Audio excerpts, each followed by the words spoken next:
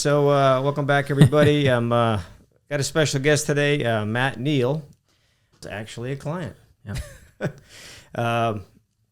Were you referred to me by your realtor, or did you find me? You came with the realtor. Yeah, it was like we're gonna use this guy. Yeah. Package deal. Yeah. All right. I was part of a package deal. I had no idea. So anyway, They may have said here's a couple to choose from.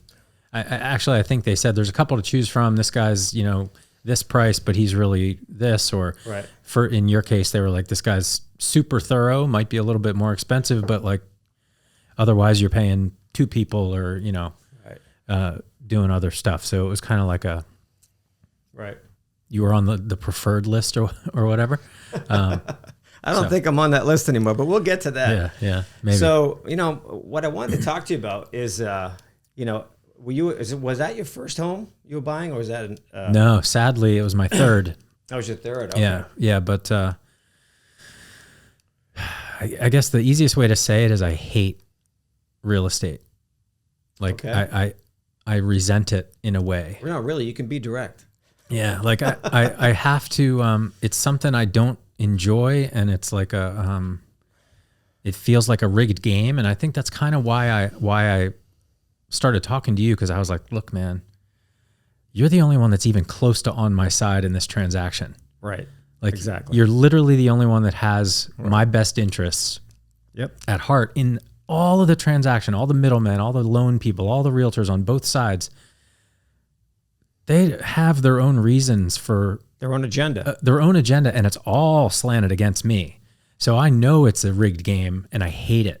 So I don't like it at all. I agree with you. So like, if I wanted to dive deep and become a guru and start buying homes, obviously there's money in it. Like I get it, but I just hate every second of it. So yeah, it was my third one, but I could say that like, I didn't, I put a lot of trust in the people that were assigned to me to do things in buying homes. I was helped buying my first one with the company that moved me here. Right. So I put a lot of trust in people who they loved it. Yeah. So I trust, well, you're going to do a good job then, right? Like, right. And bought my first home here. It was during a big high swing, a 10-year high swing. So, the guy I bought it from made out like a fucking bandit. Yep. So that was probably around 2007. It was before that. It was a smaller version of what we've all seen, right? Okay. But I didn't quite pull it all together because it was a small place and it was a condo kind of thing. And I upgraded so much. I was like, it's like not really the same thing, but like all in retrospect, all Monday morning quarterback, I'm like, man, I feel like I got screwed at every step of the way.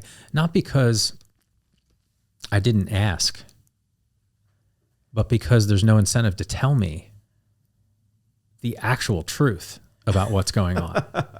Right. And I expect the truth coming from people I deal with, and there's none of it in real estate. Like, no offense to real estate people, you're not incentivized to get me. Like I got a card from a realtor in my neighborhood that said guaranteed, something along the lines like guaranteed to get you the highest price, guaranteed. It's like, oh, so you don't represent any buyers then, because that's the worst message. True. Right? Like, that's a good point. Like, it's like, okay, well, this is all rigged in a way, but then you get the spiel of like, well, you get what you're comfortable paying at the time and what the market bears. I get it. Supply, demand, shut up. That's why I don't like it, because I don't like that stuff. Yeah, I hear you. I don't want to learn it. Yeah. It makes me a victim. Yep. And it makes me make really bad choices. It reminds me in all of those things. That reminds me of when I decided to sell a house I had in Bell Canyon back in when did I sell that?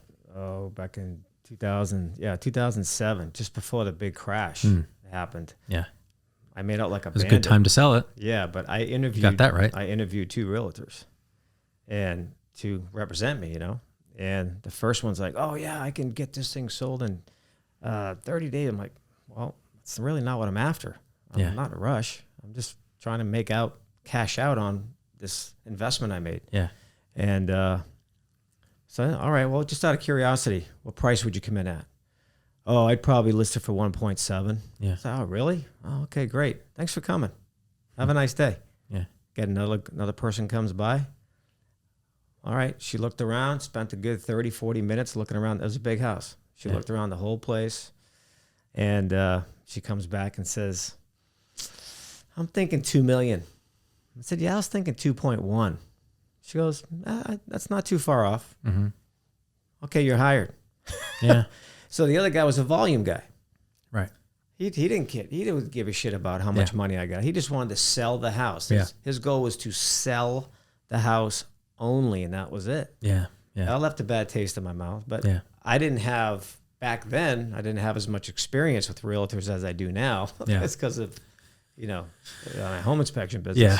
Yeah. So, I mean, I'm almost purposefully naive because I hate it is probably the best way to put it. And it's a necessary evil, in a lot of ways. And I'd want out of the game.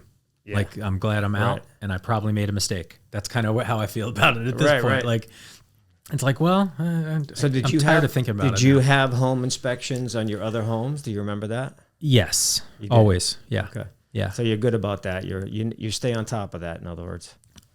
I've always gotten it. Yeah, you're every aware time. of it. Okay. Yeah, because some people don't. It was like, well, yeah. I mean, I think it made a lot of sense. It kind of, I likened it to like, how great would it be if you had the same service for used cars? Like, right. Somebody comes in and is like, dude, you don't want to buy this car. Like that would be really helpful. Yeah. Oh, yeah. You're right. Yeah. So it made a lot of sense with the level of investment you're making in a home to be like. So you see the value in it.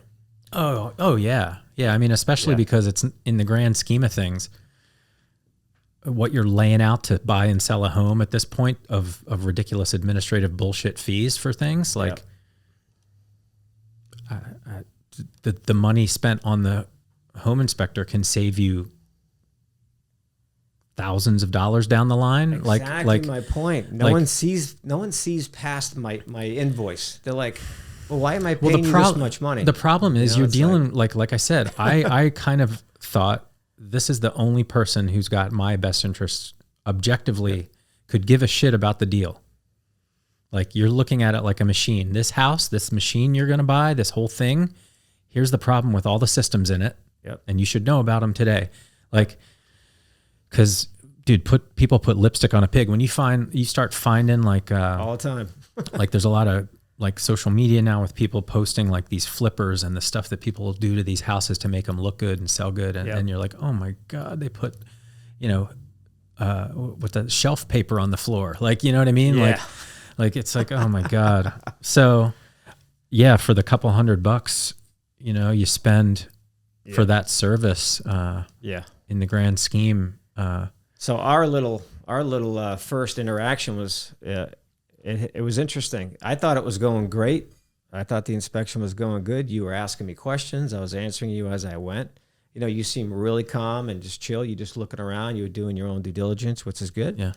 And I was like, I just right off the gate, I got a good vibe from you. I'm like, okay, this guy's just wants to check out the house. He's not just staring at the wall color. Yeah. He's actually looking at stuff. That's great. So he's probably going to understand when I'm trying to explain stuff to him. Yeah. So I actually pulled up the report just to get some memory on what I might have pointed out to you. So I just want to ask you questions on, like when I was talking to you about the HVAC, the plenum wasn't sealed. And did that freak you out, or did that just like, it's probably a normal thing, or you remember? I have to add that there's a lot of baggage brought to the deal in a lot of ways because we had been looking for so long. Okay. We'd seen so much shit. Okay. And I just started to recognize like, man, they're getting a lot of premium money for what this house is actually worth. Like I recognize I'm buying in an up market, right? A basic house. I'm like, okay, I'm already overpaying. I recognize I'm overpaying. Right. I get it. It was really hard for me to swallow overpaying and then having to put so much more money into it almost immediately or very soon after to just be like, dude, I know it's less money, but that's a rational I have to thought. rebuild the whole goddamn thing. Like, that's just a rational thought right there. you're showing like, okay, not only are you buying a 30-year-old home, but you're buying 30-year-old HVAC system or whatever. It's just like, it's going to break, right? Like, so a 30-year-old home that's been completely revamped with good work is worth more money, kind of. Sure. Because you don't have to do it, because doing the work sucks and takes way longer than you think. And is always more money than you think. So you're just like, all right, okay, so the HVAC system's bad. Okay, next. You know what I mean? Right. And I just saw the dollar signs adding up, because if you found $5,000 worth of problem, that means that when you pull it back, there's $30,000 worth of problem. Possible, yeah. Directly underneath it, right? Yeah. And what else breaks? It's like when you fix a car, you fix the transmission on a car, the next thing to blow is the engine, because now a healthy transmission is blowing at a 20-year-old engine. Yep. Right. And so I just look at it as this whole system that, And a lot of times during home inspections, I'll see, everyone gets excited. Oh, there's an upgraded HVAC system. I'm like, okay, well, let me take a look. Outdoor coil, brand new, 30-year-old furnace. Yeah.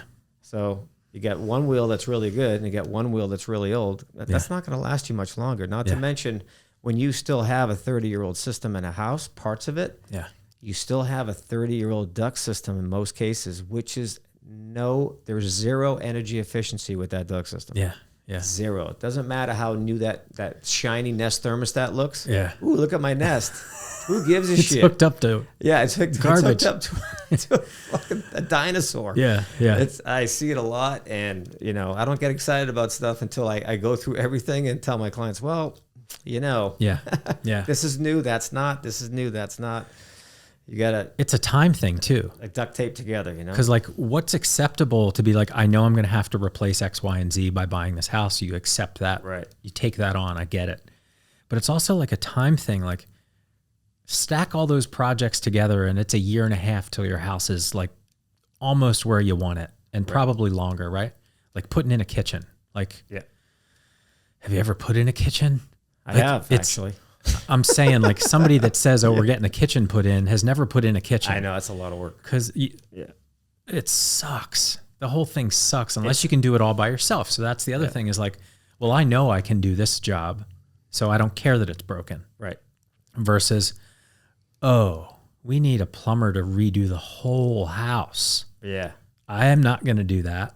Right. I don't know how to do that. That's a master craftsman needs to come here and spend a lot of time. Yes. And hopefully they don't find that the foundation's cracked along the way. Yeah. Right. And like, remember the beam in that house, the center support beam of that house. Was it in the, that's right. In it the was attic? clamped together. It was clamped together with 2x4s on either side. I was like, what else?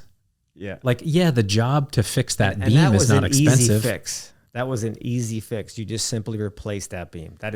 I could have knocked that out in an hour. Where there's smoke, there's fire, my friend. Yeah. Like, if they thought it was okay to put clamps on the master beam in the center of the house, like, what else is broken in that thing? I'm looking at, there we go. There's a picture right there. God, I was like, what?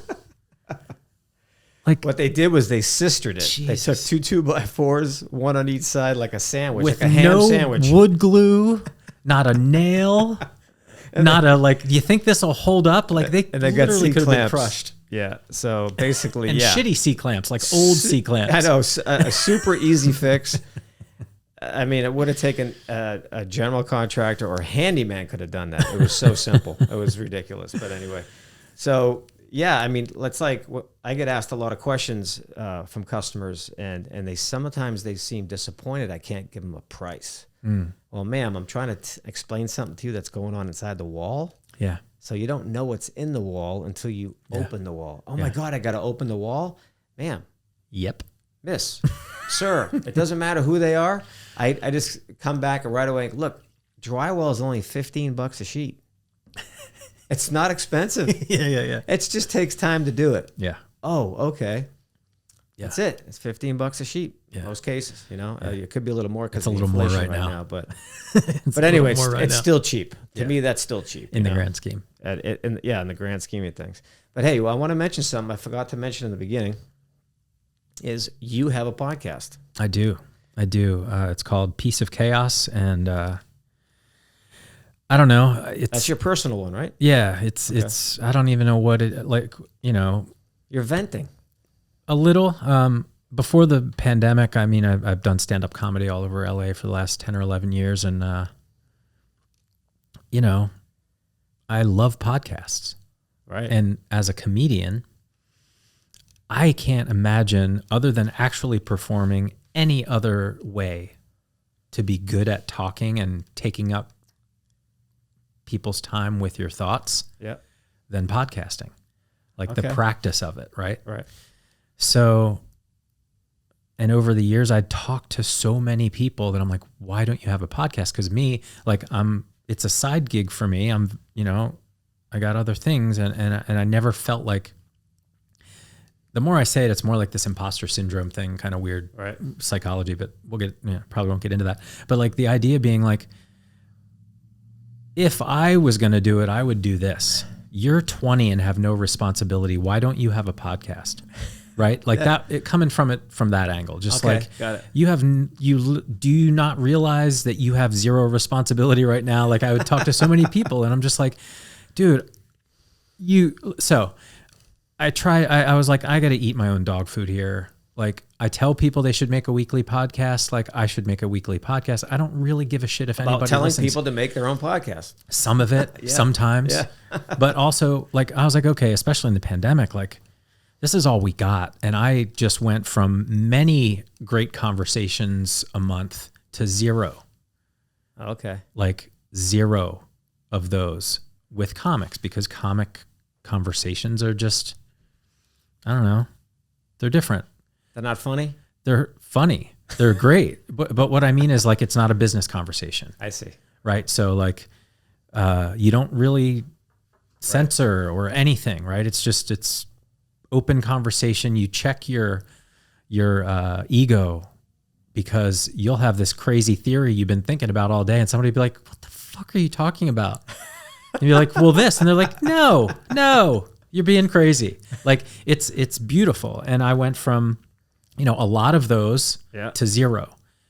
And so I was like, well, at least I can get in touch with people and get Zoom links because nobody's going anywhere. Right. So I started it as like this exercise of like discipline of like, well, how hard is it to do a podcast every week? Like I keep advising people to do it because I love them. Is this something interesting? I get them every week. Yeah. I consume them. So it's doable, right? So that was really it. So it is this nebulous thing that I don't know what it is yet. Sometimes it's great. I have guests. Sometimes if the guests don't show up, I just ramble for a couple of minutes about whatever it is. Which I thought I was going to do tonight because I didn't hear from you all day. You gave me a 7-minute notice. That was great. He's like, really? John, I'll be there in 7 minutes. Well, I think we talked the other day. I figured that was confirmation enough. That was a couple of days ago. I'm like, hey, I haven't heard from this guy all day. Is he going to come? It hits my calendar. I was starting to write my script for my solo. But anyway, so you actually hit me up and said, John, we got to talk. Yeah. And then you and I had this little business meeting via Zoom. Because you are the reason we're talking here today. Because I'm sorry. This guy, he's the one that got me to do this. He goes, John, you need a podcast, and I was like, it's also self-serving. I don't like podcasts. I didn't care for podcasts. Just listen to people talk. Interesting. Because I wasn't trying it. That was just me just kind of blocking it out. I just want to hear my music. I just want to play music in my car and so forth. And then the way you explained it and the time you took to explain it to me, and because you were telling me, look, you have a really great thing going here. You should share this with other people. And I'm like, you know what? The way you explained it opened my eyes to it. And I'm like, oh wow. And then I think it was a week and a half later, I had my first episode of it. September 1st. I think people don't give themselves enough credit. No problem, man. Yeah. I learned a lot from you. Like I said, it was really interesting to have that, like, especially because of what I decided to do with that house and not go through with it. But like, I was so desperate in those, like, in this search, because I was just like, why is this so hard? Why is this so slanted against me? Like, why is this so difficult? Like, and I'm very fortunate, like where I'm looking and what I'm able to pay, like, wow, it's awesome. Yeah. So it's just like, holy shit. And I'm like fairly smart at some stuff. Like, dude, this is a rigged mess of a game. And I was like, all right, this guy is going to tell me what's up. Because neither of these two people that are on either side of this give a shit. One guy's moving houses at 20, 30, 40% over what they actually probably should be. And the other guy gets a piece of it for shuffling DocuSigns around and opening doors for me. Right. Like, something ain't right here. Like, this is, nobody is in this for me. And I know you can hire a real estate lawyer and then you have a person on your side, but like, so many people are taking a piece of that. It's like, okay, how much can I educate myself? How much am I willing to put into this? Yeah. And it ain't a lot, because like I said, I hate it. Yeah. So you arrive on the scene and I'm just like, okay, dude, tell me what's up. Like, what am I in for here? Like, right. But what was what if you can remember, I don't know if you can remember this or not, but I'm just curious. It's just my curiosity asking, what was your anticipation before you met me? Because I was referred to you. Like, you didn't I don't know, maybe you researched me after they referred me. No, I showed up. You were hoping for the best? Were you? I kind of had this inkling, like, okay, thorough is good because this guy's going to need to be on my side. I'm probably going to have to fight for them to pay for shit that I know is broken. So I want to have a clean ability to do it. And mostly I was like, I hope somebody can speak English to me, because I'm so tired of talking to these people who can't really like communicate well. And they just they can just jump out into bullshit land all the time. Like, well, we don't have a crystal ball. It's like, I know, but like, isn't this your business? Like, isn't this your favorite thing in the world? Aren't you watching? Like, what they failed to explain to you is what's normal in certain homes. Like a 1950s home, there's things to expect. A 1980s homes, there's things to expect. But then they shouldn't even bring me to that house. They don't know that. But what I'm trying to say is realtors don't know that. And I don't think they want to know that. So it'd be so helpful. It would be great if part of being a realtor meant you did some type of home inspection training and had a general understanding of what we're doing there. A lot of realtors don't have that experience. So they look at me like their eyes go when I say, oh, hey, this looks like that, because they just don't know what it means. And, you know, I have no problem helping them understand. Yeah. But most of it, what you've experienced included, is about their lack of knowledge. Yeah. So I try to help people all the time, but some of them, they look at me like, and I'm just like, I know I'm wasting my breath telling them this because they don't give a shit. Yeah. So it's a tough one. It's a weird business. It's a really weird business. And like, especially out here, the money people throw around without even giving it a second thought, you know? I mean, this last wave,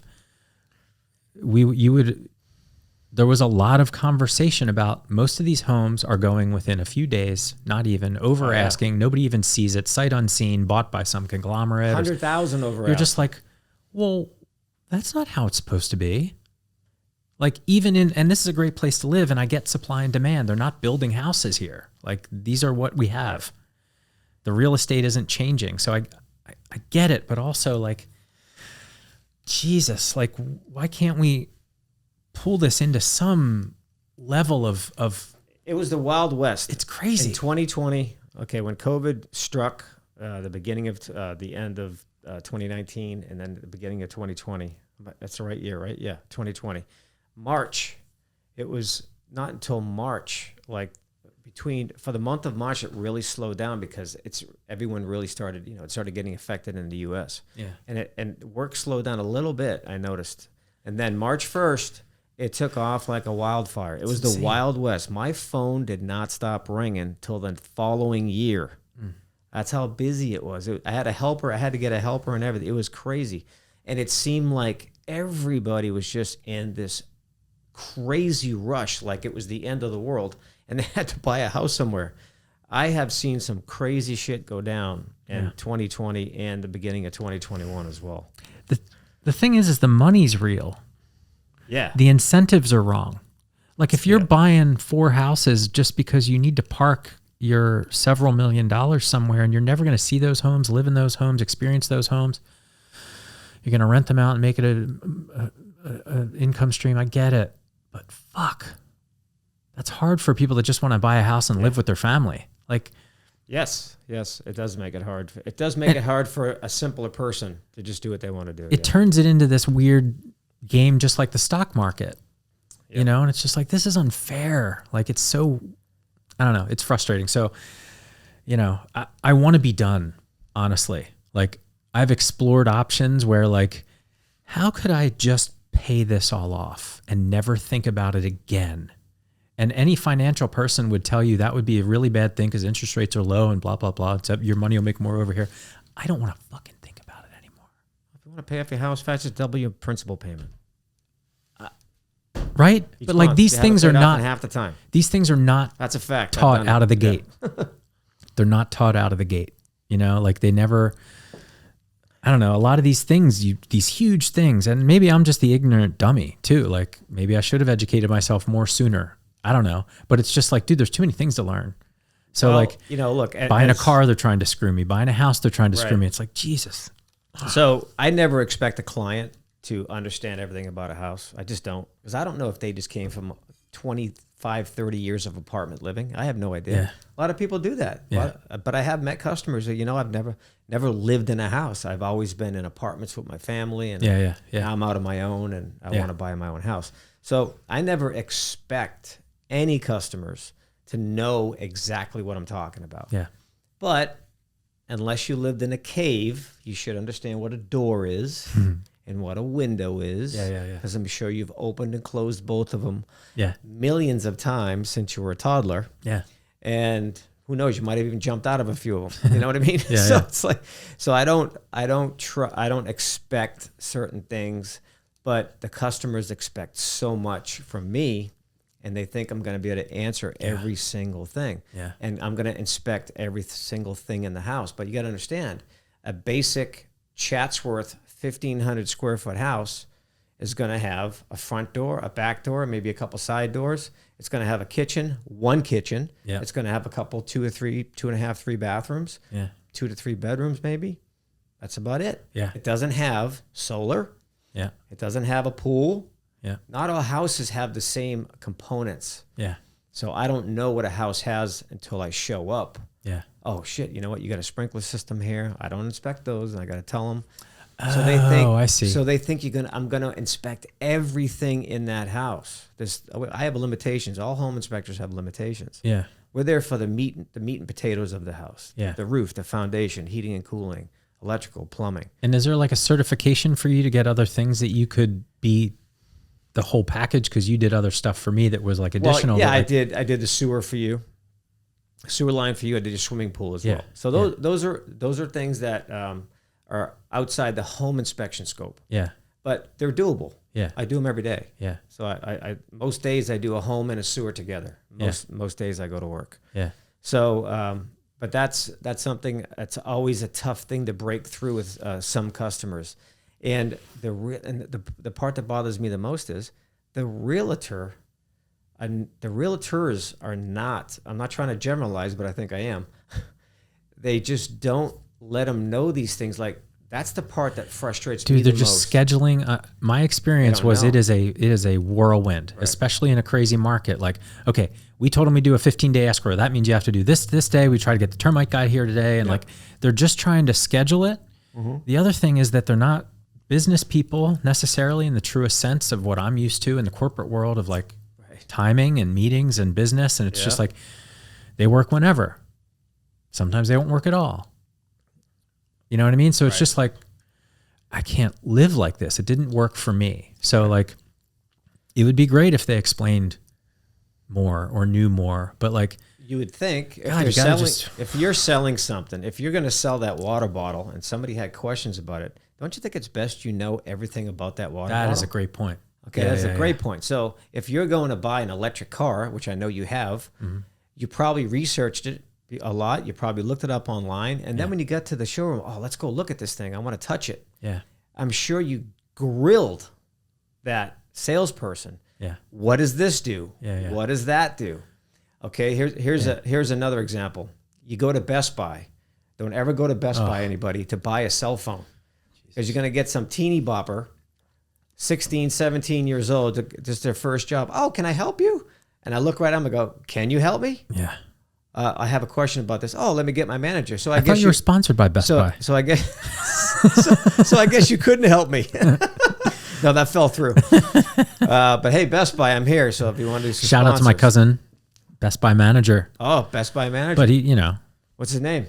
Jared. Jared, what's up, Jared? Yeah, I don't know what store he's at. Sorry, he's back man. east somewhere. I'm not generalizing. I don't know if it was your store. Dude, I hate when people don't know what I'm talking about.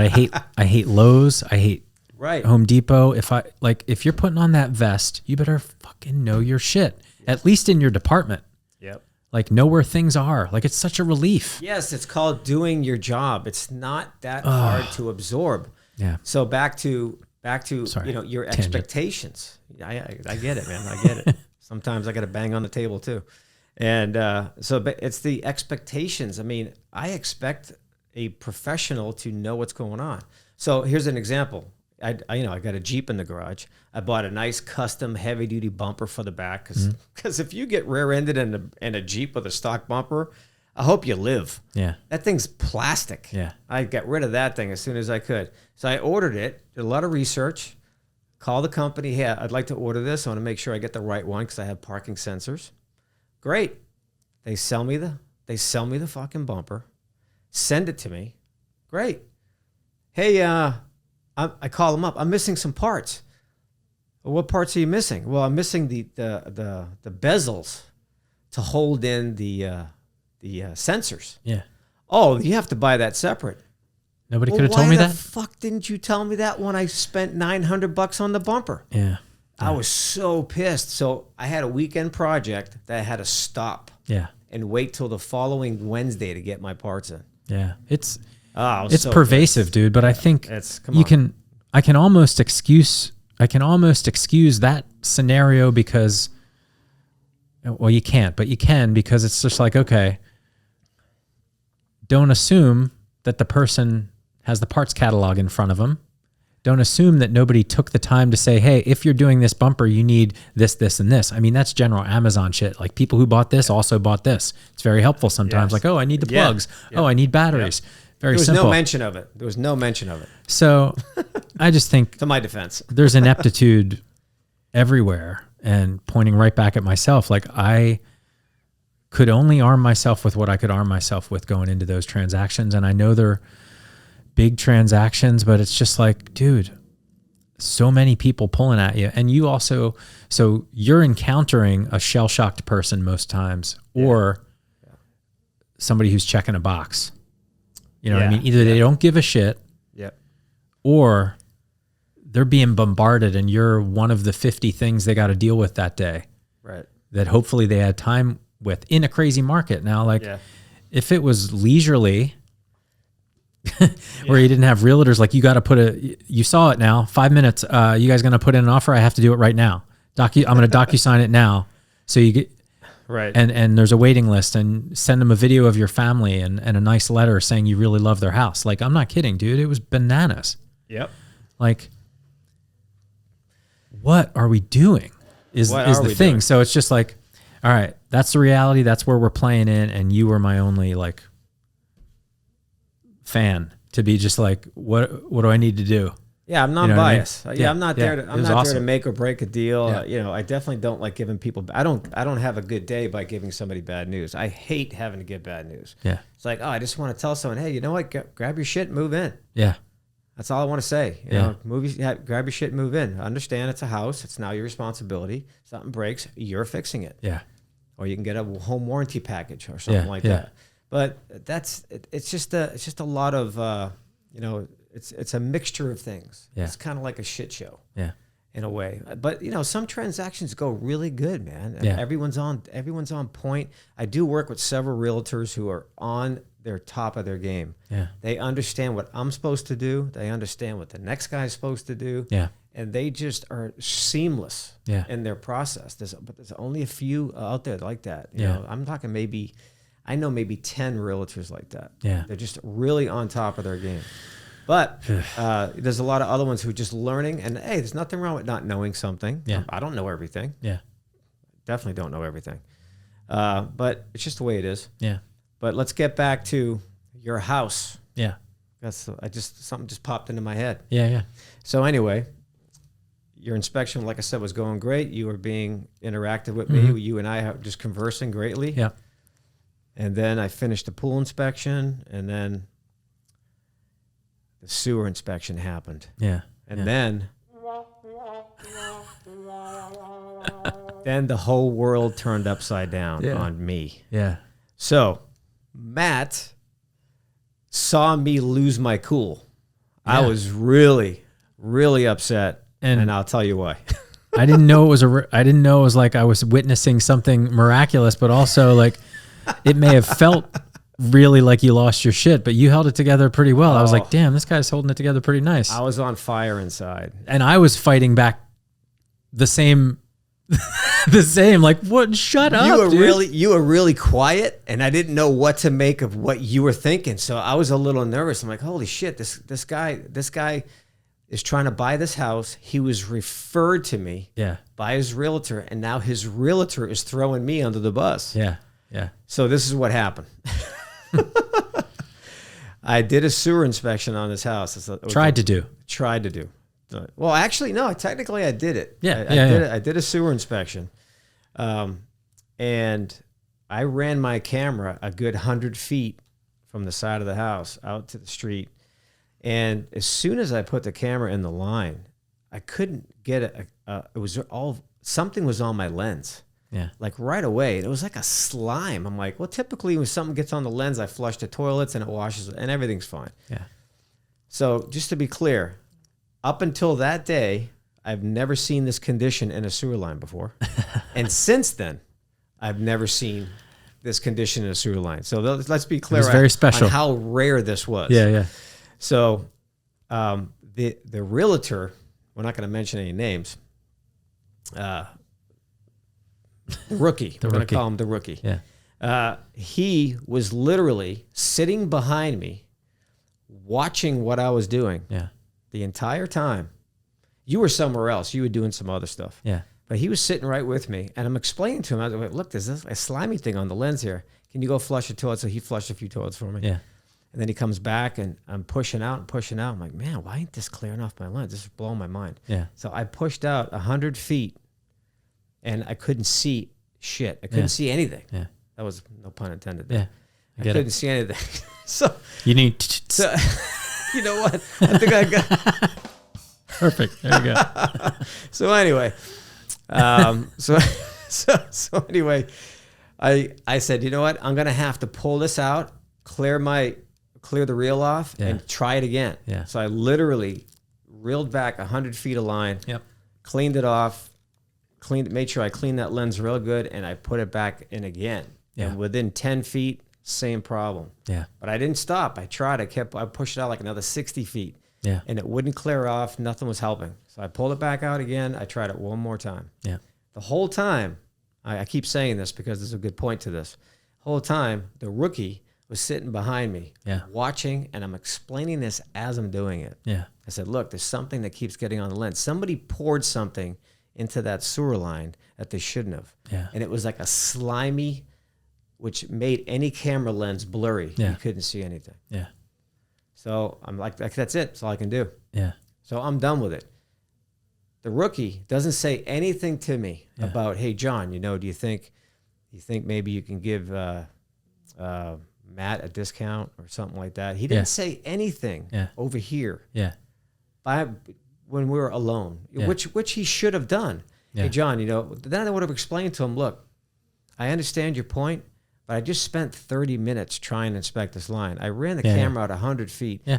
There's so much of that slime on there, I couldn't even locate the camera because the sonde was covered. It was it screwed up the whole thing. Yeah. In my mind, you would have been justified to say, my report is I can't complete. Something's wrong. That's the report. And that's why that's the service. The rookie. Yeah. He doesn't get it, which most people don't get the process. Yeah. Now, if I wasn't able to get into the line, well, if I would have gave you a full refund. Yeah. Absolutely. Yeah. Absolutely.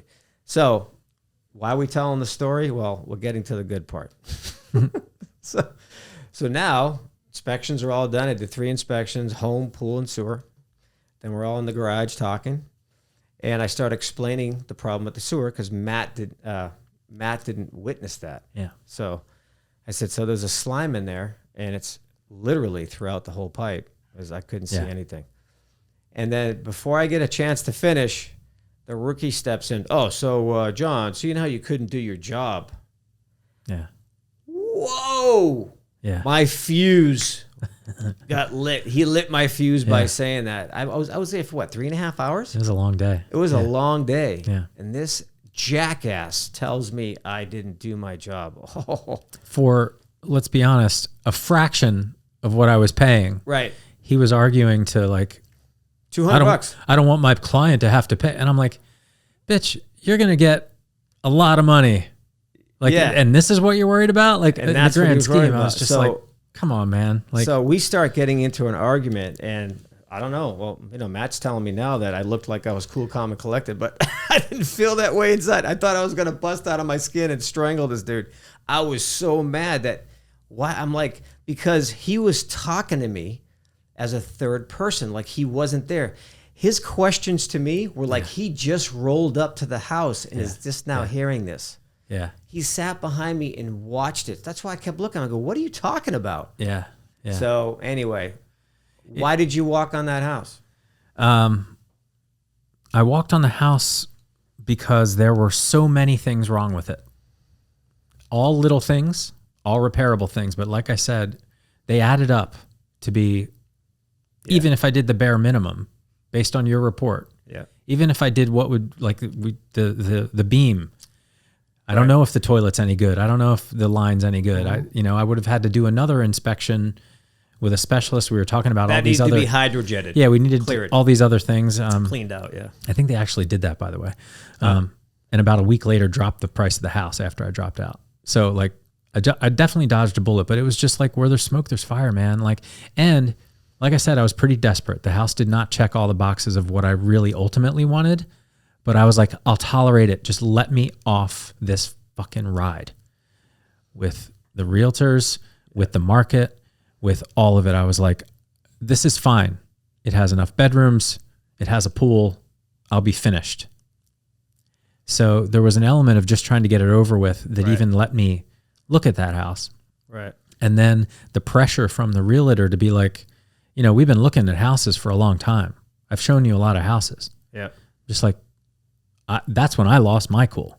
I was like, yeah, I didn't sign up for a commission job. You did.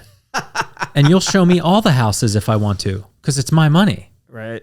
Like, then I got really mad because I was just like, yeah, you've shown me a lot of houses. And my wife even says, don't even bother looking at that one. And I want to look because I want to inform myself. Like, what I'm weighing a decision here. Like, I know I'm going to have to pay over what it's worth. So what jobs am I willing to also pay for before I even move into the house? And there were so many in that place. I was like, I don't like it enough. I don't like the neighborhood enough.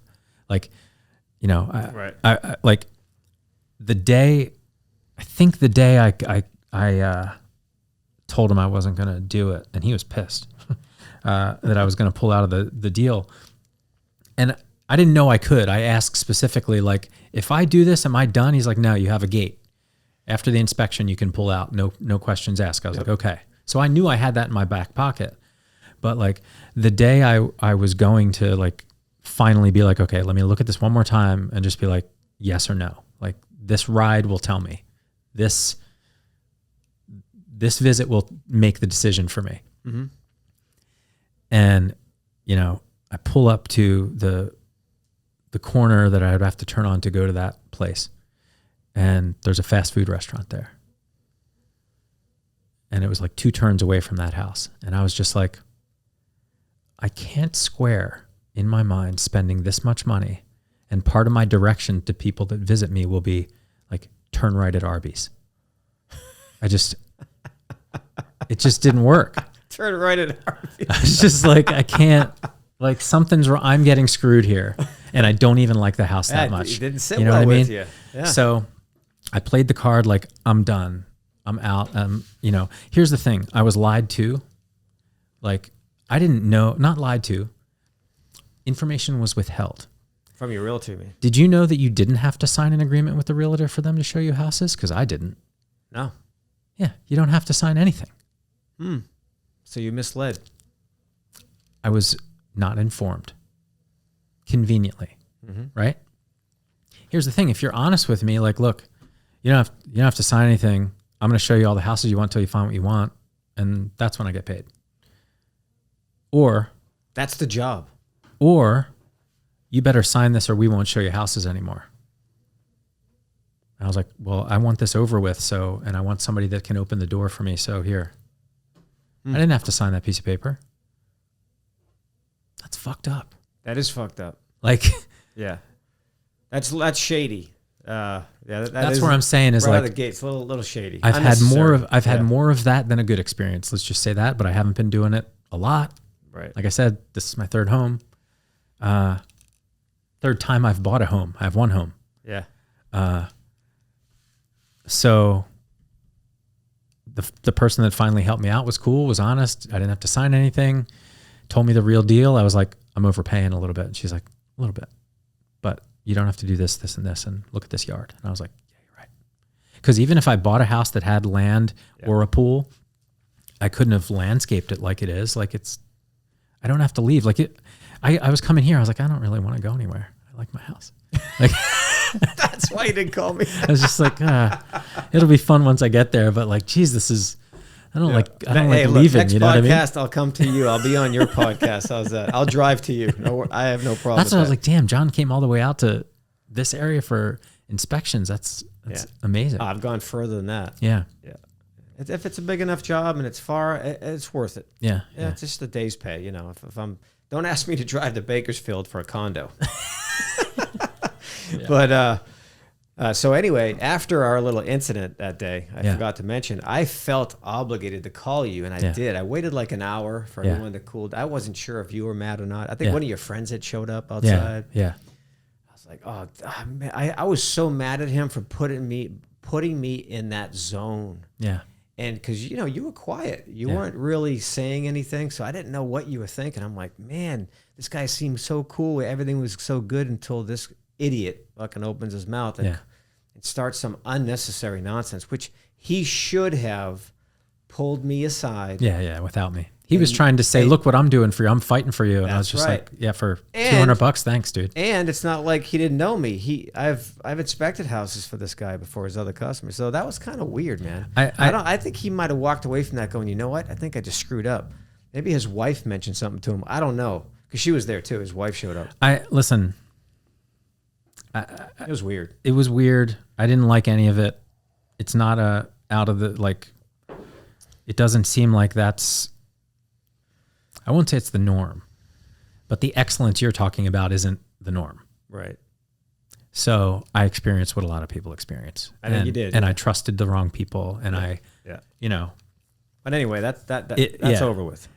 We thought, this will be great because not only you get two for the price of one, but they're also hungry because they're young.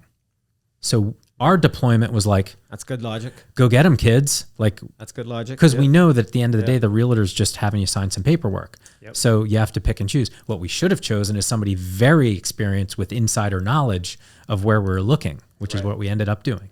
Yep. But I learned a lot. And they learned a lot because they were new, and we showed them 30 different houses and different neighborhoods in that area. So like we basically gave them a free education of the area from out of town. Yep. And,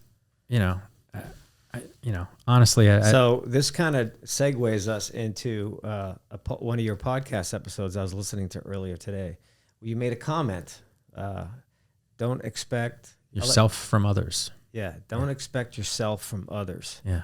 In a bigger picture, don't ever think common knowledge to you is common knowledge to the person next to you. Yeah. Because it's not. But when you're so involved in your own little world of business, you assume when you talk, everybody knows what you're talking about. And that's a really, really important thing to know. If you're not thinking of that, you really should start giving that some thought. So next time you speak to somebody about something that may be kind of complex, remember, not everybody's used a hammer before. Yeah. Not everybody's opened a window and jumped out of it. Yeah. You know what I mean? So it's like... And you don't know what they're thinking. Right. At all. At all. And whatever you guess is probably wrong. Probably. So, you're going to paint your whole interaction on what you assume, and you're probably wrong for everybody involved. Yeah. And like, I read this book by Nicholas Epley. It's called Mindwise, where he talks about this whole concept, and they've done studies like we're not even close, regardless of how well we know the person either. It doesn't matter. Complete stranger, spouse, mother, father, it doesn't matter. Like, you are wrong. Yeah. You don't know what they're thinking. No. But you base all of your interaction on them, with them, on what you think they think. Like, let me say this because they're probably thinking I'm crazy. And meanwhile, they're not thinking anything. Like, most of the time, unless I'm actually thinking something, I might not be thinking anything. Like, I might have resting bitch face and just be like zoning out and thinking of. And in that garage, I could not tell what your feelings were as when this whole thing was blowing up in front of me. I was like, oh shit. Yeah. So I was like, thinking, what the hell? who gives a shit about $200 at this point? Like, that's what I was thinking. Why are we even wasting time on this conversation? What's wrong with my house that I might buy? Like, that's all I was thinking. And I was like, this is a weird time to bring up a fee. Yeah. Like, what? I'll never understand that. So, yeah, I mean, it is a very fascinating thing with humans. And you calling me, I was like, wow, he was really upset. Like, I was really upset. Like, that really took a toll. I was like, okay, it wasn't just me. Like, that was weird. Yeah, it is pretty crazy. So, and then, you know, when I had another house to buy, yep, I told my realtor to call you. Right. So by the way, I was really surprised to hear from you. Really? I was. Yeah. Because once again, you know, you kind of have a poker face. Huh. You know? Until now you talk to me more openly because we know each other a bit. We've conversed quite a few times since then. Yeah. But when I first met you, you know, you just seemed to have a poker face to me. Yeah, you didn't really express like wow or, you know, sad. You just kind of like right there in the middle. So most of the time I'm literally inundated with like thought and what do I have to do next? And what do I do with that? And that's like, me also. You know, so I look serious all the time. Well, it's because I'm thinking about something. Yeah, I have responsibility. Responsibility. Bitches. Like, I got things I got to do. Like, yeah, like it's hard being a human. I'm a business owner. I never stop working. Yeah, I never stop working. I can't imagine. All right, so you know, and now you talked me into doing this, and now I'm doing this to add on to all the other shit I got to do. Yeah. I mean, honestly, like I feel about the podcast that it enhances you as a person, which has to have an impact on the other things. It's not that one leads to another. It's not like you start a podcast, somebody else automatically pays you for your podcast. No, like maybe someday you'll make it a lucrative thing. Maybe you'll hit the right person at the right time and change the course of their entire life because they don't fuck up. Something you already fucked up. Like, I think about this with my kids. I'm like, you can't tell them everything, and I don't know everything. So like, there's going to be some things they learn, and I'd be like, I would have told you not to do that because I already figured that out. But you have to figure it out. Yeah. You know what I mean? Yep. But also just like thinking about it a little bit differently. Like, I'm like, well, and I have the luxury of not, like, this isn't your main business. This isn't your main source of income. But some people could make it their main source of income if they gave it the attention they need. But like, I just like the form. I like finding shit out. I like listening to it. Now I listen to other people's podcasts. They're great. Because you opened my eyes to it and made me stop being an ogre. I'm just like, what the hell's a podcast? So I just kind of started listening. I do enjoy watching a video podcast more than just listening to one. Yeah. But if I'm in bad traffic, I'll just put on anyone's podcast and just listen. It's a different thing when you just listen. You know, they're on YouTube and that's great. But, you know, and I was talking to my buddy Indy about this. I did a podcast with him about it, actually. I was going to ask you, is that his real name? Yeah, I guess it's Indiana. Yeah. Oh, yeah. Okay. But he's all in on video podcast. Right. And I was like, well, I don't consume them that way, but it's interesting that there's obviously people that do consume it that way. Yep. And maybe it's just on your computer and it's playing and you're not looking at it. Because to your point, like, you want to make it interesting for people. Maybe they're not actually looking. Maybe YouTube's just playing it. Possibly. It could be in another. It could be in another tab. Right. So, what are you doing? They're there for the information. Like, I think. But also, if you want to make a show out of it and put it on YouTube, go for it. It's just another platform to get it out there. Like, like, do what you want to do. But like, I think, like, I don't know. All I can do is my experience. Like, I listen to them. I like the Apple Podcast app. I like the Spotify app. Like, I just like the audio. So I've been doing some A/B testing. Yeah. So I have, when I launch the podcast version only, it's not the same time as the YouTube version of it. Interesting. If I have a guest. Yeah. So I try to get it out as quick as I can. The first few were bumpy because I wasn't sure how I wanted to film it. Yeah, how I wanted it edited, but now we get it nailed. It's just a split screen and it works great. Yeah. It's easy. I watched a little bit of the one with the realtor actually. Okay. Yeah. So anyway, so with that being said, now that I got it all figured out, it's just a lot easier now. So what I've been doing is watching how many views I'm getting on YouTube compared to how many people are listening to it on the actual podcast. And it varies. Yeah. One episode's going to be more on YouTube. One of them's going to be less on the, and vice well, plus versa. the other thing I would think with yours is, I understand why people would go to YouTube to look for a video about an HVAC system. Sure. Yeah. Right. As opposed to if you're just a podcast listener, realtor or home inspector or whatever, you just take whatever comes along. Yeah. You know what I mean? So it's about like SEO. What do you have people search for? What do you assume they're going to search for? Yeah. I use certain apps for YouTube to help narrow that down to see what's popular on people's trending. Yeah. I use those little apps. Yeah. I'm assuming it's working. My membership, my subscribers has definitely increased quite a bit in the past like 6 months. You're such a timely transaction though. You know what I mean? Like a once and done for a lot of people, right? Like usually, you know, or like over the years, the more people you can accumulate that use a home inspection all the time would be your best kind of customer. Like if I didn't look at 2 houses last year to the point that I did, I would have had 1 transaction with you.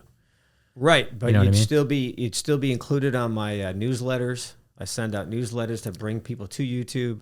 But I do for a lot me, of different things. I don't want to do it anymore. I see. So I don't give a shit. You don't give a shit until something breaks. Then you'll be on my YouTube channel going, oh, you know what, John might have exactly. a fix Does John for have this. a person or what should I do? Yeah. So that's what I'm trying to create here with the YouTube, the Just podcast. put it there and let it go. And I'm trying to help people understand stuff better. Yeah. You know, you're a home buyer, you're a client, and I just wanted to get your opinion today. Yeah. Of what was your transaction like? Yeah. And you and I happen to have a funny moment there. Yeah. Now it's funny. We can laugh about it now. And then you called me again for another house, and that one went a lot smoother. Yeah. I think your realtors just left me alone. Yeah. That's probably because you told them to. Who knows? They're just better people. They were just better cooler people. Yeah, they were just nicer people. Not better people. They were experienced. Well, whatever. Yeah. They were experienced, but they weren't destroyed by the business, obviously. Right. You know what I mean? So I think some people are in it so long they get burnt out, and they don't care about much. But I guess I don't know, man. It's a rough one. I wouldn't choose that role. I get it, but it's not. Sales is tough, man. You're in the sales business. That's a tough thing. Yeah, but it's not even really sales. It's not their house. It's a house. Yes. And to your point, like, go learn that house. Yes. Right. And educate yourself as to what you're selling. Be like, you're not going to like the house I'm selling. Not like, let's go look at these 6 that I didn't really check into and probably won't. Like, well, you said you wanted 3 bedrooms. So this one has 3 bedrooms. I did my job. It's like, yeah, but really a little more to it than that. Or you know what? Like, I know you said 3 bedrooms, but this one has this thing that you should see. Like, go look for me first. Yeah. You know what I mean? Like, I don't know. I don't know what they should do. I think I know what I wanted which was just straight up real information. Right. Like, please don't bullshit me on this. I know nobody has a crystal ball, but doesn't it seem weird? Did he really give you the crystal ball line? I've gotten that a couple times. Yeah, the crystal ball. Well, we don't have a crystal ball. I'm sure I'm going to laugh when as soon as I hear that at work someday. What are you laughing at, John? Oh, nothing. That's when I started really distrusting realtor, like the whole realtor thing. I was like, why'd you let me do this? Like, you knew I was naive. You knew I was like vulnerable. Like, why did you let me do this? Like, I think back at some of the like way they showed me houses and what houses they showed me. Right. And I'm like, if we would have bought that other house and had a real conversation about it, I wouldn't be in this situation right now. Like literally. And I was just like, I think if I knew as much about real estate as that person knew about real estate, I probably would tell him all the stuff I know about real estate. Like, listen, you just had a kid. You're going to get real sick of this townhouse real soon. Probably sooner than you think. And it's really expensive. Can you just wait? Or, they got themselves. They want to get the money in their pocket. Yep. Or say, for an extra X amount of money, like I know this is a lot of money, but like if you just think about it this way, you don't have to do the same thing in a couple years. Like it doesn't matter what happens. The bigger picture. Yeah, because like why would you make this investment now knowing it might like just say this market's insane. Like, I don't know why this house is selling for double its price 3 years after somebody bought it. I don't understand it. It can't be right. It's got to correct, but I don't know when. I don't have a crystal ball on when that's going to happen. But like, here's your risk. If this market crashes, here's where you're going to land. These homes are going to drop back down to X, Y, and Z, and you're stuck for however long that swing takes. Yep. Like that conversation. And if you put a bunch of cash in there, you can't touch it. That conversation would have changed my decision. Instead of, well, look, you don't have to do X, Y, and Z, and these are always a good investment. It's near a good school. It's like, is it? Because for 10 years, it was a shit investment. Yeah. And for 2 seconds, it was worth the shit again, and then it leveled off again. Meanwhile, I don't like it. Right. I don't like it. I don't know. It's all Monday morning quarterback, but I know my takeaway was, I feel like you fucked me over on purpose. And that's not good. No, it's a bad, it's a bad feeling, going and back, to have that happen a couple times, I'm like, ooh, I sense a pattern. Yeah. Right? It sucks. I've done really well with real estate over the years. I've bought and sold many homes. Yeah. Condos, houses, had some investment properties in Vegas. I still got one over there. Yeah. And, so I've done different things, different transactions, different ways and so forth. My first house, I only put out of my pocket was $25,000. Yeah. And I got into my first townhome. Yeah. And then, that's here in California. Yeah. And then I bought my second house in 2001 in West Hills, Bell Canyon area. Mm-hmm. And that there, I had to put a big down payment. I was like, well, to me, it was huge. Yeah. I put down $160,000. Yeah, it's not a joke. So that's some serious shit, Yeah. And, but it was not a problem for me to do it. It was the right time. I had the money. Yeah. Everything was good. So I did it, Yeah. and that's the house I sold 7 years later. Yeah. For $2 million. Yeah, it's crazy. I only paid $845 for it. So it's insane. I did really well on that on that transaction. Yeah. The next one, bought a house in Chatsworth, and I was like, you know what? I don't want my mortgage payment to be that high, so I wanted to keep it down around $4,000. So I wanted to put down $300,000. Wow. I regretted that a year later. Yeah. Because I didn't want to live there anymore. Yeah. And the market started dropping. Yeah. So it was a lesson learned. Now I'm looking at, I would love to get a house right now. Yeah. In Burbank here. Yeah. And something with a good sized lot, maybe put an ADU in the back, have somebody pay my mortgage. Yeah. That's the ultimate goal right there, Yeah. Yeah. But I deal with this stuff every day. Yeah. I see what's going on. I see who's paying for what, how many bidding wars there are. Yeah. I'm not going to do that with the cash again. Yeah. Yeah. Because on the last house I had in Chatsworth, Yeah. I sold it because I wasn't happy there. Yeah. That was it. I didn't want to live there anymore. Yeah. So I took a loss. I lost about $100,000 Yeah. of that money I put down. Yeah. Which is kind of a drag. So I don't ever want to have to do that again. But right now, that's what you have to do. Yeah. You have to dish out over $100,000, if not more, if someone's bidding higher than you. Yeah. Yeah. I don't want it. I don't like depleting my cash like that. Yeah. So Yeah. that's what's stopping me from making that move. Yeah. I couldn't Until take it things anymore. change. Yeah. I couldn't take it anymore. Yeah. Like I said, I'm out of the game, and one of these days I'll just write a check, just be like, leave me the fuck alone forever. And maybe I'll work at Starbucks. If that's or your something. if that's your forever house, good. I just don't want to think about it anymore. It's fine. I'm sorry I brought you here to bring out all that shit again. I just dragged it out. I didn't know you filmed that way. So now I know. Okay, no more talking about houses for you, son. So, anyways, the second house I did for you is going well. Yeah, You're all moved in. Love it. And you just called me not too long ago about building walls and Built stuff. a studio and. Oh, that's right. You're a drummer. You're a musician like me. Yeah. As you can see, I got my toys out. Yeah, nice. That's my music room over there. I got to jam out tomorrow. Nice. So how's the drumming going? Do you in a band or anything? Starting a sort of relaunching a 90s cover band. I was in one for a bunch of years out here. Okay. And so the bass player, guitar player, and myself are reunited. We have a new singer named Jacob Givens. He's great. And we're all kind of like watching mask mandates and shit. Like Yeah, it's really hard to do a gig right now. It's not worth it to me. Yeah. Like my time is, I was like, hey guys, we're all pretty good. Like we got together and played a couple times. And, I've been in original bands where you need to really work. Right. These are cover songs. Like, them. They're right here. Give me an idea like, what songs you're talking about. Oh, like Smashing Pumpkins, Okay. Pearl Jam, Okay. like that, like 90s, literally nice. grunge, right?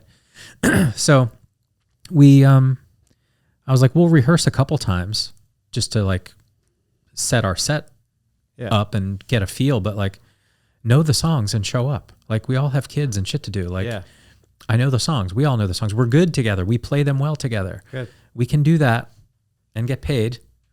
We don't have to rehearse 4 times a week. We're not 15. Like it's like show up and know the material. Yeah. Cause to me, I love it and I missed it and I love it. And part of the building the studio was I can actually be a studio musician. I can actually record drums, 8 tracks of Pro Tools, real shit. So I'll do that on the side. And my old band that I toured with and the original band, we're going to get together and record again, hopefully in person also. But like the 90s cover band is just so much fun. It's just so much fun. And like, I don't know, over the pandemic, because comedy went away, I really just dove back into playing drums. Oh, by the way, speaking of comedy, I wanted to mention, I inspected Brad Williams' house. Oh, really? You know Brad? Yeah. Yeah, I inspected his house. Oh, nice. A couple of years back. He was cool. Yeah. And then I went and saw one of his shows over at Flappers.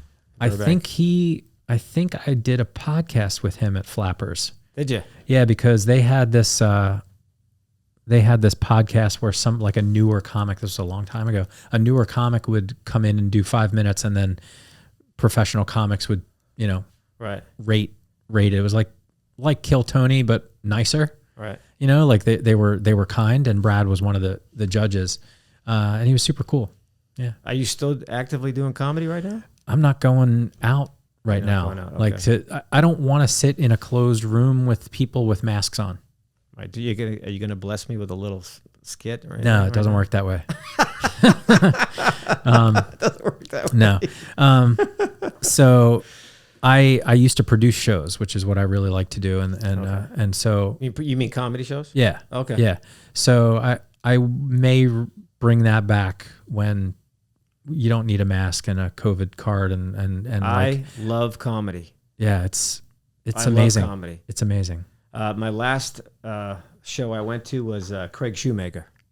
He's a good dude. I know him well. The Love Master. And I know the Love Master well. That was great. He's a good guy. He is extremely good at his job. Yeah. In a live show, Craig is a good guy. Craig is a good guy. I think I about pissed my pants. Yeah, he had me going. I mean, my girl loved him too. Yeah. Teresa, she loved him. It's funny because people don't see comics as often, right? So I love laughing. He's one of the best. I love comedy. I love laughing. He's a classic. Yep. He's a classic. He's doing a lot of cool stuff. I convinced him to start a podcast. I see that. You are the convincer. Yeah. Podcast convincer. Yeah. He's got a new one now. I think he's doing well. Like I think the pandemic was. I think he actually has COVID. I think he's been sick the last couple of days. But like he kind of lit up going after some things for himself different than comedy. Because I mean, for people that make their living that way, his show, it just disappeared for Brad's months. show was hilarious. Yeah, he's funny. He was like, I think Craig has a show every week at the Canyon Club up that way, up in Thousand Oaks, that he puts on. Right. Yeah, he's a good dude. Yeah, I want to get out. I think Flappers is open again. Really? I used to love Flappers. I'm thinking about going over there soon. I want to go check out some shows because that was a lot of fun. You just get a little food and you just laugh your ass off. It's a great night out. It really is. That's what I was saying. I started the podcast because I missed it. I had that every month, a lot. Like belly laughing. Yeah. For 90 minutes is good for you. Yes. So I would have that plus the hangout with comics, laughing more till like late at night, just cracking up, making each other laugh. Like it's like, man, that's good for you. Have you seen Joe Rogan's shows, right? Have you seen his comedy and stuff like that? Yeah, very much so. Yeah. I used to live next to him in Bell Canyon. So really? We used to visit once in a while. So Joe is when I started in comedy. Yeah. I always loved comedy since I was a little kid, but I never really entertained the notion that I would go do it. But like professionally for work, I gave keynote speeches and I would talk at all kinds of conferences and stuff like that. So I'm used to talking in front of people. Plus I was a musician. I played in front of people. I didn't have stage fright. I had I didn't give a shit about that part, but like the joke part, the comedy thing, I guess I just never thought it was what regular people did. Like it was something I listened to, or like I aspired and I loved it. Always. I would listen to records over and over again. I memorized them. I could imitate them. I love comedy. But I started listening to Joe's podcast back when he was at his house with just him and Red Band shooting the shit 10 years ago, 11, 12 years ago. Yeah. But so he's still he's still in LA then. Yeah. Yeah. Oh yeah. Long time ago. He was in Colorado for a part of that time too. So he was in LA, then he went to Colorado, then got back to LA. Okay. So I love Joe and I thought he was great. And he was having these things out in Pasadena every Wednesday night at the Ice House. They would have like Joe and friends in the little side room at the Ice House, which was a 75 person room. Yeah. Never been there. And so I would go every week because it was at like 10 o'clock at night. So like kids would be asleep. I wasn't bothering anybody. I'd be like, I'll go to the late show, and it'd go like 10 to 1 in the morning. But like, man, it was great. Like I saw some amazing comics because his buddies were like Tom Segura, Duncan Trussell, Joey Diaz. Like, I know Joey Diaz from Jiu-Jitsu too. Dude, all these amazing comics. So I got to see them in this little room, and then it grew and it went over to the bigger room. But I was still going, and I went, I basically studied it like for like a year, and it was always Joe. So I saw Joe craft his hour.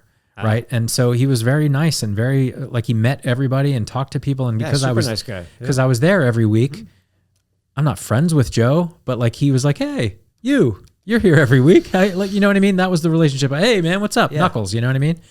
And so one day after about almost a year of watching him craft his hour, Tony Hinchcliffe too, there was Doug, God damn it.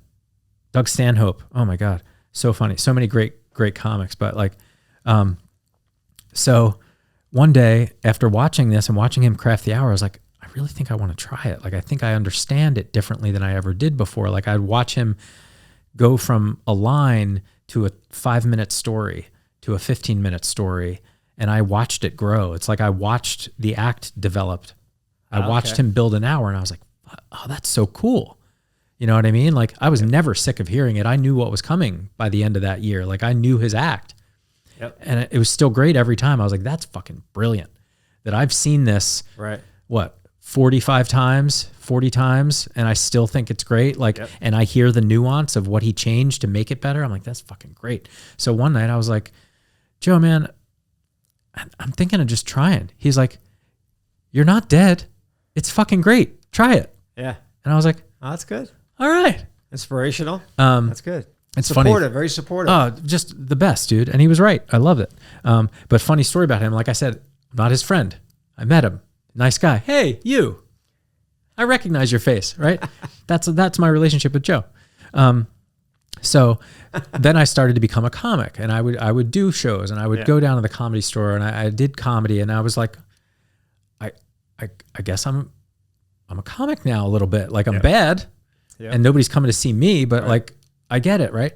So then I start producing shows, and I would see Joe once in a while because I stopped going to that show every week because I had my own show to go to. So like I didn't, like I was like, okay, thank you, I loved it. And I would go back there from time to time, but like I would see Joe and listening to the podcast and kind of knowing him a little bit. Like I felt like I had one little bit ability to like say, hey, you know, I thought of something the other day. Like in my head, I'm like, I know you well, motherfucker. I've listened to you talk to regular people for thousands of hours, plus watch you do comedy. Like, so long story short, there's this crazy, weird restaurant out where we live. I can't remember what it was called. It was some lodge, some weird lodge, and they always had crazy game meat. Like you could go and they would have an elk, and they would have a moose, and they would have this other crazy thing, and that was their specialty. Is like they had game, wild game was that was what that restaurant was for. That's Joe's thing. He loves that. Totally, right? Yeah. So I'm like, fuck, that's awesome.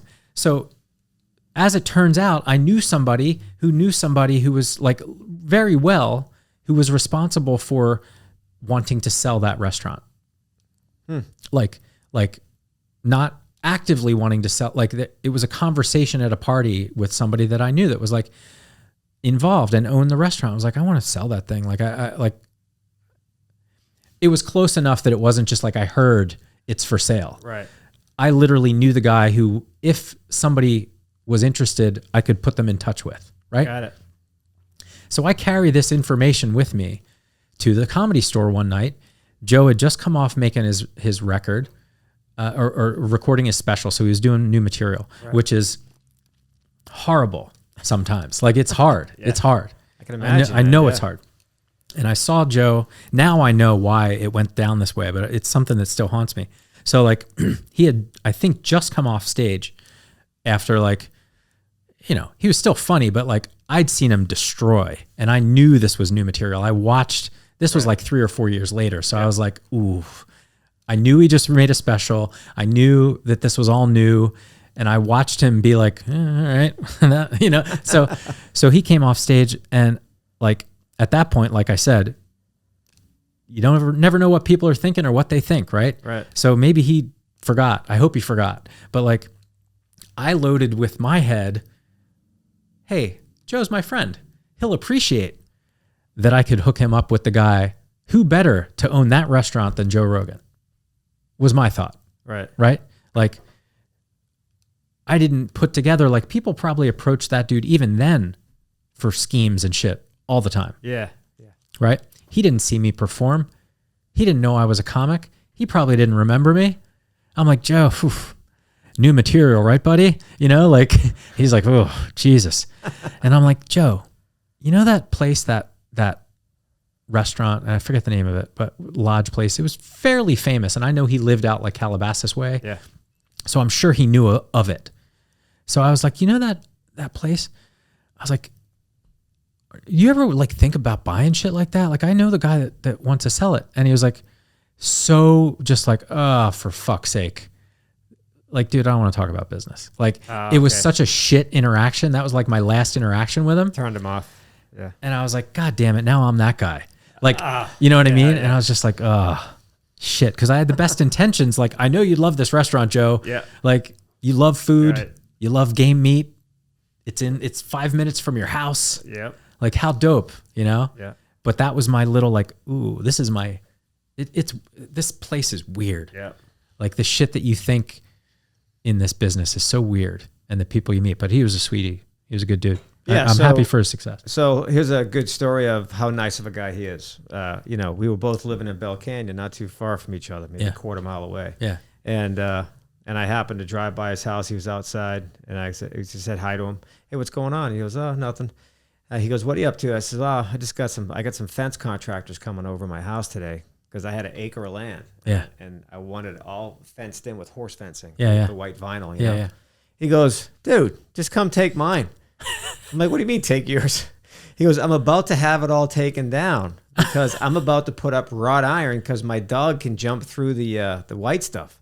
Oh, wow. I'm like, no way. I said, how much you need for it? He goes, don't worry about it, dude.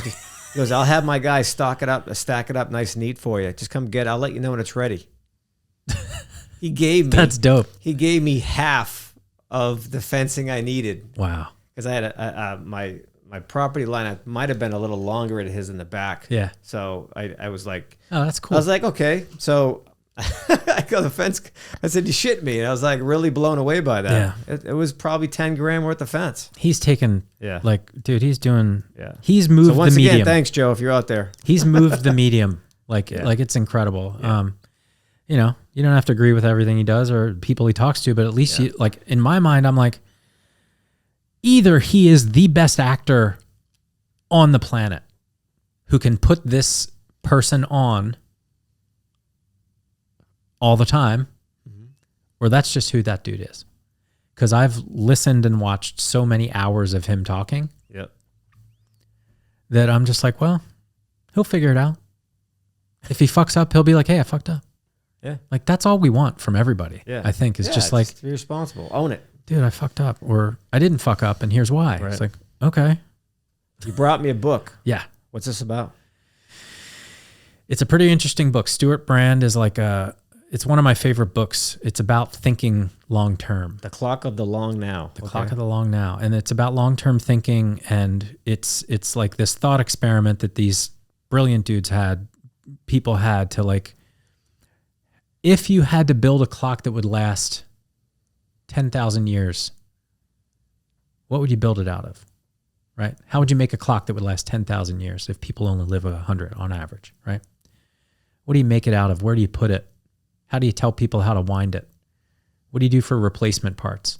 Like, literally a thought experiment of just like, well, fuck, I don't know. That's a big task. How do you, what if it breaks? You know, like, it was just the idea of, like, it was just a beautiful thought experiment. And it created this idea of long-term thinking of, like, well, you got to leave something behind.